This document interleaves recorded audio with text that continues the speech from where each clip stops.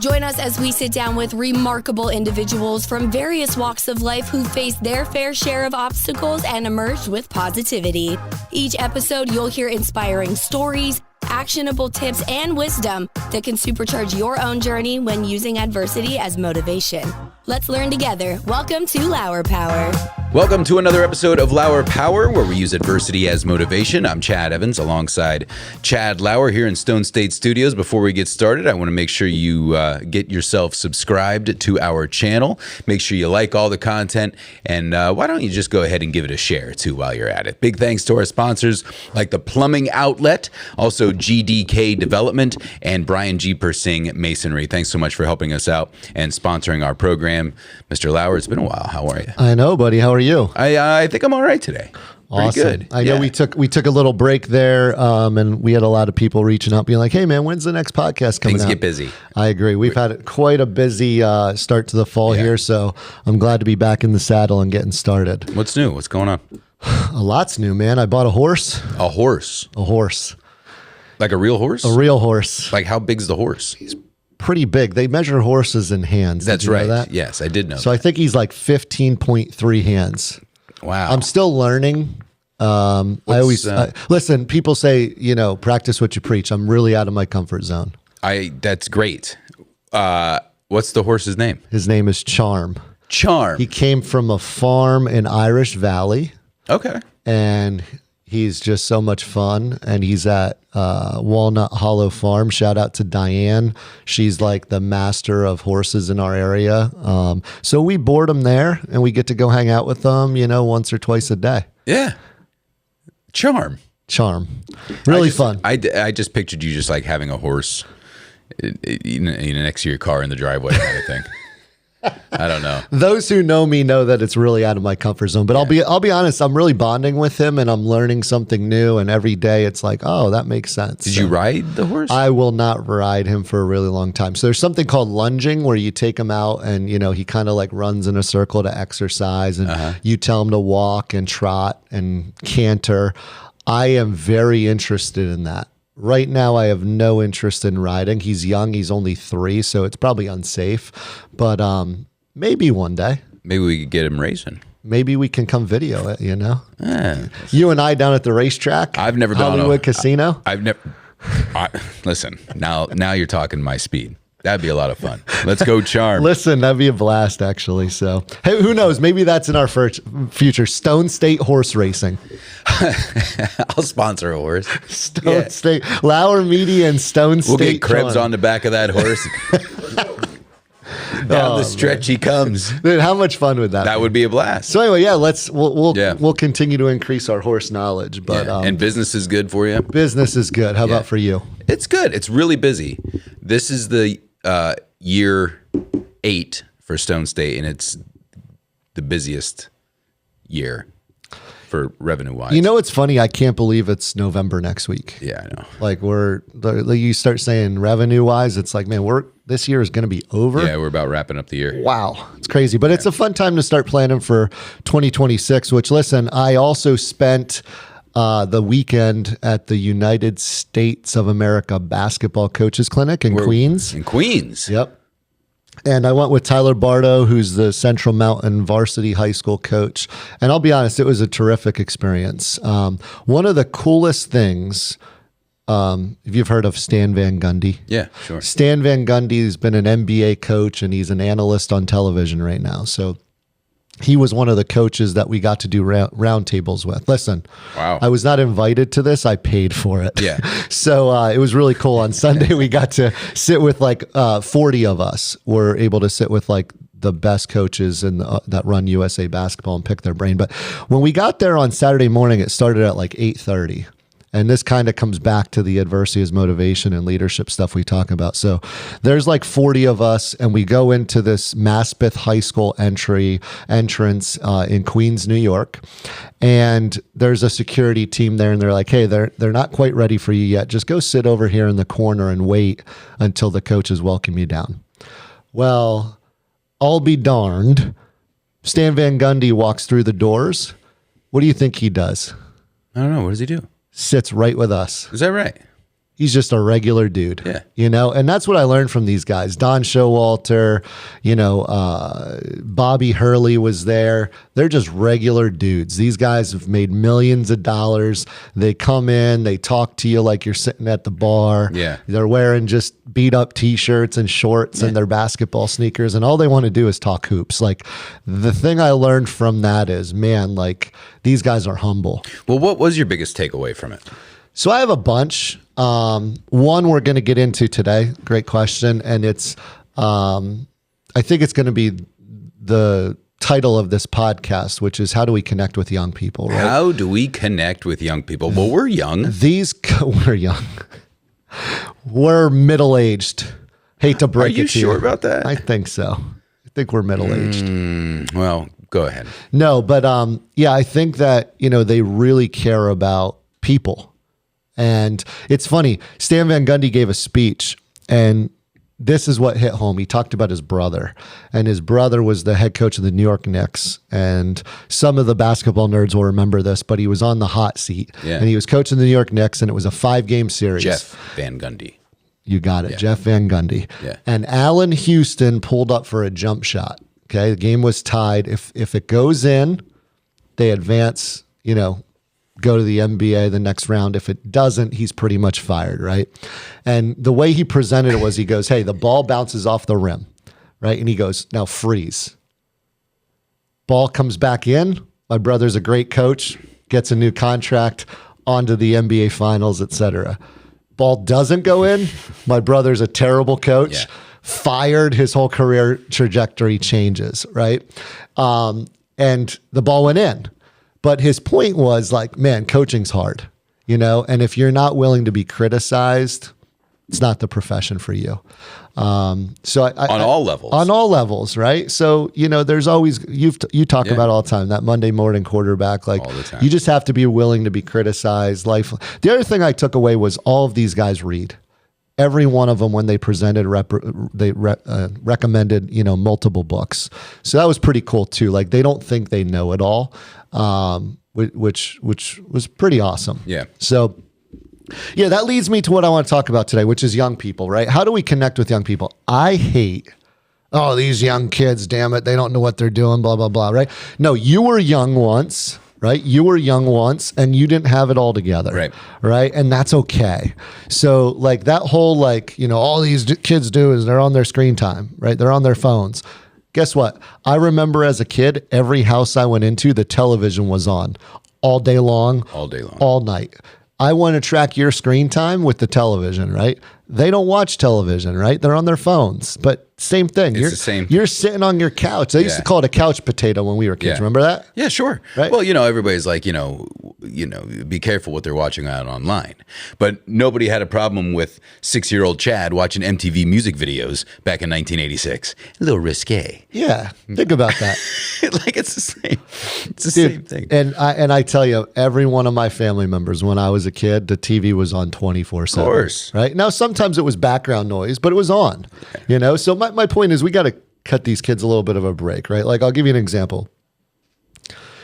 Could you imagine, right? I was at the brink of the smartphone as an adolescent, but all of us, could we imagine, right, being that adolescent with the risk of our worst moments with our friends at a party, whatever, being broadcast all over the place? Mm-hmm. Could you imagine? No, I can't. Okay. Could you imagine the pressure of parents sharing every little picture of you or win or success because they're competing with each other, and the kids are like, I don't need you to post that I'm a great musician. I don't need you to show everybody that I won every award, right? That's what we live with today.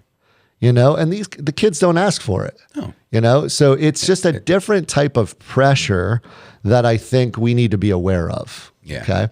And the reason why I wanted to have this podcast today is you and I attended an event, which I spoke at recently, and you did the video work called Teen Inspire. Great event. It was unbelievable. I thought it was really well done through the DACC. Yep. Dan Valeria Community Center. And Mark Geeson, did an amazing job coordinating that. He's like you. He has a tremendous voice. Yeah, he's the best. And I know Krebs was there too, but we had 60 kids in that room and we had roundtable discussions and all this stuff. And man, kids are impressive. They were actively engaged for 6.5 hours.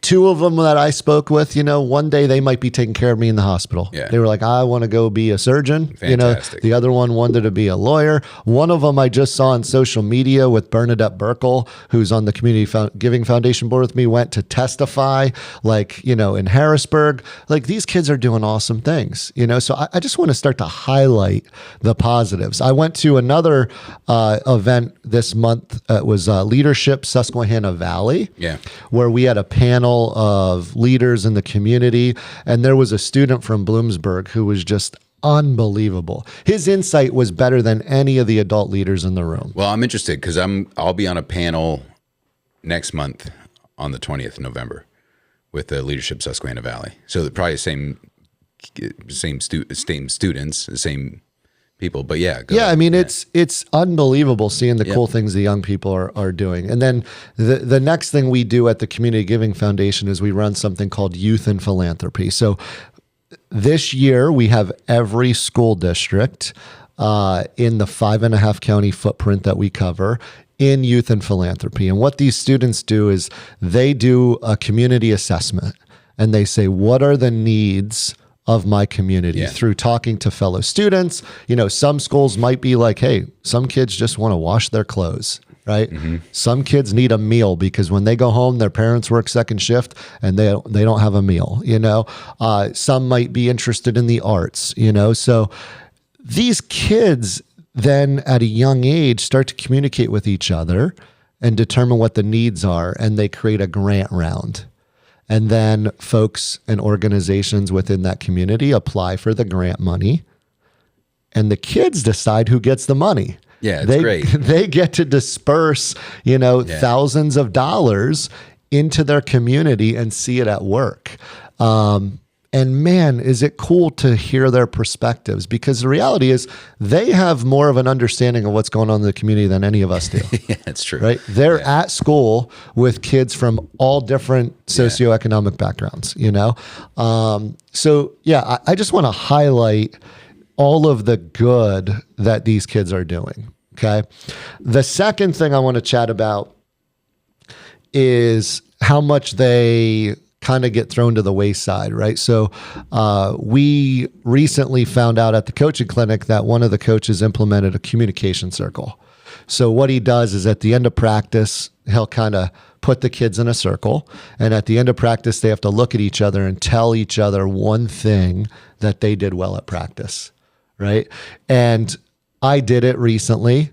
And man, was it awkward for the kids. It was awkward for them, right? So I said to them, why is it awkward? And they said, well, I don't think I give many compliments to my peers. And I said, we get it from adults, but I don't give them to my peers. So I think we need to challenge the kids, to get out of their comfort zone more and just go talk to people. Go talk to a kid who you don't normally talk to in school. Yeah. Say, hey, how are you? Make it awkward. Hey, what do you like to do for fun? Maybe they like music and you like sports. Maybe they like to game and you like music. Go find something out about another kid and communicate with them, right? Stepping outside of your comfort zone. Stepping outside of your comfort zone. But that needs to come from us, right? Instead of saying kids don't communicate this way. Well, how are we teaching them how to communicate, right? That's the one thing I took from the coaching clinic that I thought was really, really cool. The other thing they talked about was, hey, we need to adapt. We need to teach in sound bites, not paragraphs, because adolescents today have a 7-second attention span and goldfish have 8 seconds. How cool is that? Right? Somebody did a study and said, hey, that's what they want to learn and they need sound bites, right? We can't sit there and teach them for an hour about the same thing. Give them clips in their brain that they can remember. Just give them reels. Yeah, give them reels, just right? Reels. Which is what their life is. Yeah. And then they're on to the next thing. But we need to adapt. We can't make them adapt to, it's not 1980 anymore, right? Our caveman style Correct. of learning. Yeah, and listen, we were the same way. That's the other thing. Like we didn't learn, you and I at 40 and how old are you now? 45. 45 didn't learn like our parents did. And our parents didn't learn like their parents did. Right. So we just need to be willing to adapt and see the world through their eyes. So there's just a lot of really good stuff happening, with young people. I couldn't agree more. Yeah, of course. Yeah. I mean, they're really, like, you talk about that Teen Inspire event. I was inspired just watching them and learning and, asking really great questions. And I thought Coach Griffin did a great job. Coach John Griffin, basketball coach for Bucknell. He's awesome. And he can relate to these kids. He works at it and you could tell he works at it, right? And he's great. And his business is recruiting 17, 18-year-old kids, now a little bit older. But yeah, I mean, he makes sure that he knows how to communicate at that level. Very impressive. Now, I got to tell you, it was so cool because John spoke, I spoke, Pam Burns spoke. And during the break, I found a bunch of kids huddled around you and Krebs. Yeah. Which is so cool. Why? Yeah. They were interested in what are these toys doing? Yeah. How does this audio work? Yeah. How does this video work? Wait, I want to see what that button does. Like, how cool is that? Yeah, it was funny. I think one of the kids, and I might have this wrong, but it was, two kids kind of geeking out over the buttons and the microphones and everything like that. And I'm like, you guys like what you see? And they're like, yeah, this is awesome. You got all the things. It goes, we just like cameras and how, pictures are taken and how videos work. I said, great, that's awesome. Do you want to get into the field? He goes, no, I'm going to go be a doctor.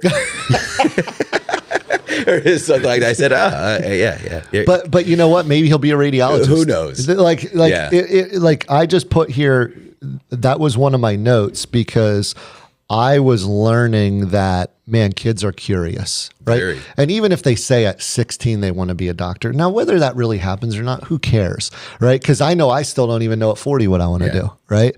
Part of me wants to coach. Part of me wants to be a businessman. Part of me is like, I don't even want any stress. And that's funny you mentioned that because a lot of the kids that I've talked to and spoken with, they get almost embarrassed by saying, oh, I don't know what I want to do. And I said, but that's very normal, right? To say that, because I have no idea what I want to do. Listen, I love that you brought that up. Yeah. It's all about how do we encourage young people. So I was a brickhead athlete who got into Susquehanna to play basketball. I'm just being honest, right? End of sophomore year, my advisor sat me down and just said, hey, you need to pick a major to go to be a junior. Dribbling. I had no clue what I wanted to do. I'm dead serious. And I sat with my advisor and I'm like, I don't know what I want to do. How can I pick a major? I knew I could. I was not going to go into the science lab, right? That just wasn't for me. So we kind of took this guess that said, hey, there's a million options in this thing called business. And then, dude, I fell in love with it. Mm-hmm. I went to my business classes. All of a sudden, I became a good student because I loved what I was learning. You're very interested in it. And then I took a marketing class, and I was like, wow, I love the psychology of marketing. Yeah. And then I fell in love with marketing, and it just happened by accident. But the 15-year-old me, well, let's even go back further. Let's go to the 7th grade me, right? 1997.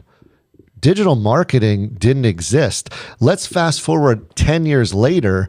I get my first job and it's with AT&T selling digital marketing. That industry didn't exist in 1997. Right. But yet I was supposed to know that this was a career path. It happened by accident, and I'm aware of that. Right.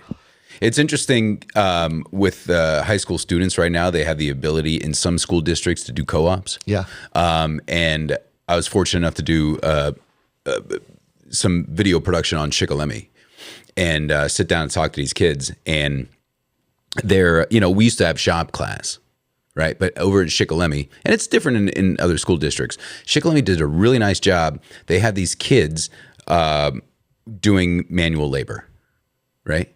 They built a pavilion. They built from the ground up a library in the school. And they want to get out into the field and work for construction companies like T. Ross Brothers or Zartman's, like these bigger guys. And they want to stay home to do that. Some want to start their own construction company. But what's really amazing is that you can get your foot wet. you can you could dip your toe into this and don't have to make such a critical decision when you graduate and spend $250,000 at a college where you don't know what you want to do. And it's the same thing, like they do construction, but also like medical services. There's a lot of co-ops at Geisinger right now, and they're high school students. And just to see if they like nursing, because when you're in the medical field, there's a zillion ways you could go with that. And one kid might just say, well, I want to be a nurse. Well, why? Well, I don't know. My mom is, or my dad is. So I'm going to try. But they don't know what is all entailed. So they give them these real life experiences out in the real world at such a young age. And it's brilliant. And if you don't like it, well, go somewhere else and try it. I love it, man. I'm a person of trades. And something you've done that I've learned from you is you've had multiple interns in this studio. Yeah. We have one right now. You don't ask for $1. Right? You encourage them to come learn. Yeah. I've heard Krebs do the same thing. Yeah. Anytime there's somebody interested in learning about like audio or video, you guys welcome them over your shoulder. And that's the point of this podcast. It's our duty to encourage young people. It's our duty, because somebody at some point did it for us. Like, right? Like somebody was like, hey man, I see you. Yeah. Like you have a talent, and they challenged us to just kind of look into it. Right. I think it's our duty. And I'm so sick of like the naysayers about young people, right? They're gonna be the future, right? Like stop talking badly about them. You didn't have everything figured out, right? You made big mistakes. You did something stupid. Absolutely. Like every one of us did. Yeah. So this notion that these kids have to be perfect or, no, like go make mistakes, go figure it out. Like it's okay to not have all the answers. Like I started coaching high school, age kids, and like, man, like there's a lot of pressure, and it's bizarre, right? It's bizarre. The pressure is totally bizarre. So really cool topic, man. Thank you for sharing that. So I want to just get to my leadership topic of the day. And it's also, again, not me being negative, but social media is real. Okay. It's real in their lives. Okay. The coolest part about this coaching clinic is they shared what elite coaches do when they're recruiting a kid. Okay. They do check your social media. Oh yeah. Right. They actually create fake accounts. And sometimes they'll try to rage bait you. They will check mom's accounts, dad's accounts, friends' accounts, right? There were stories told of 2 kids being recruited on the same team, okay? One ended up not getting the offer based on choices that he made on his social media, right? So who is teaching these kids social media etiquette?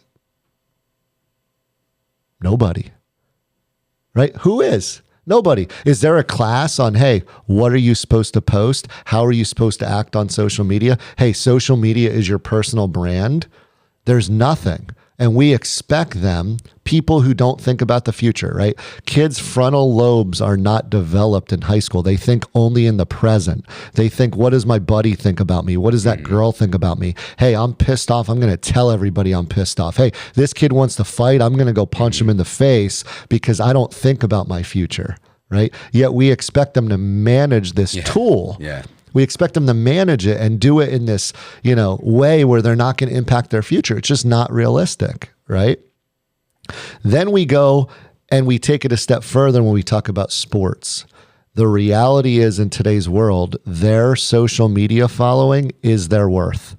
Right? There are stories of kids who are good football players who don't want to go to Texas to play football, right? They know they're going to go to Penn State, but they'll go on a visit to Texas because they'll get all of that fan base to follow their social media. And then they'll go back and say, hey, my nil value just went up by X amount, right? That's pressure. Right. You're now, maybe mom and dad are like, hey, my kid's going to go make $1 million at 18. That's pressure. Right. So we can't say social media is not real in their lives. It's super real. Right. So any of those adults who are like, that damn social media, no. Right. It's to them, it's a huge part of their lives. And by the way, it's real in all of our lives. So how do you manage it? What are we teaching them to manage? How are we telling them, hey, that picture was filtered and that girl doesn't really look like that. Yes. Or that guy's pecs aren't that big. Right. Right. Because we all have self-doubt. This news is not real. or this news is not real, right? Which is even bigger of a deal. Yeah, they're all getting their news from TikTok. Correct, right? So I learned something that was cool. It said, hey, as a coach, we have them for 2 hours. They have social media for 22. Yeah. My leadership topic of the day is talk to the kids about social media. Tell them it's not real, right? Now, I'm contradicting myself in a way. It's real to them, right? But you need to be the one that says to them, hey, there's this life outside of it. But to ignore it or to act like it's silly is not the answer. No, I agree. There are kids and there are college kids and there are businesses just like mine that make a lot of money off of social media. So to the young people, I think it's, hey, we're not going to tell you to stop using social media. That's just silly. It's such a big part of your life, but learn how to manage it. Right. And I think that's kind of my message or my leadership topic of the day. So yeah, man. Thanks for hopping on another podcast. Hey, we're doing it again. Lauer Power Podcast. Again, thanks to our sponsors, the Plumbing Outlet, GDK Development, and Brian G. Persing Masonry. Thanks so much. We can't do it without you. And looking forward to doing it again, Chad. Another Lauer Power episode in the books. And we'll have one for you in the next, 7 years. Awesome. Thanks, buddy. Can't wait to get started on the next one. Are you a business owner, a leader, or an aspiring achiever looking to turn life's challenges into powerful fuel for your success? You've come to the right place. Get ready to unlock the secrets to turning life's hardships into your most powerful ally. Your hosts, along with our incredible guests, will help you tap into your own Lauer power and guide you towards the success you've always dreamed of.